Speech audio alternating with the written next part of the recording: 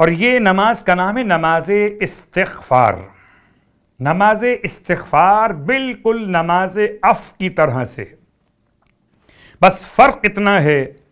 کہ نماز عفو میں آپ نے پڑھا تھا ربی عفوکا عفوکا، اور اس کے بدلے نماز استغفار میں پڑھا جائے گا استغفر اللہ۔ یعنی اب ہم اس کو آسان کر لیتے ہیں، 2 رکعت نماز کی نیت کیجئے، نماز استغفار بجالاتا یا بجالاتی ہوں قربتاً اللہ۔ رکعت اول میں الحمد کے بعد 1 مرتبہ سورہ انا انزلنا کی تلاوت کیجئے، پھر رکوع میں ذکر رکوع کے بعد استغفر اللہ پڑھیے 10 مرتبہ، رکوع سے اٹھنے کے بعد 10 مرتبہ استغفر اللہ، پہلے سجدے میں ذکر سجدہ کے بعد، پہلے سجدے سے اٹھنے کے بعد، دوسرے سجدے میں اس کے ذکر کے بعد، اور دوسرے سجدے سے اٹھنے کے بعد۔ رکعت دوم میں بھی اسی انداز سے الحمد کے بعد حالت قیام میں 1 مرتبہ سورہ انا انزلنا،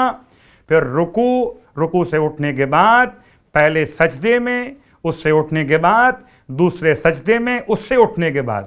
ہر ایک مقام پر 10 مرتبہ استغفر اللہ کی تلاوت نماز استغفار کے بجا لانے کا طریقہ۔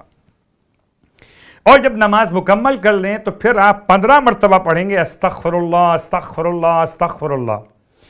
یہ نماز جیسے نام سے ہی آپ سمجھ رہے ہیں کہ نماز مغفرت استغفار ہے، البتہ اس میں خاص جملہ استعمال ہوا کہ یہ نماز وسعت رزق اور معاشی فائدے کے لیے بہت زیادہ فائدہ مند قرار دی گئی۔ پروردگار ہم سب کو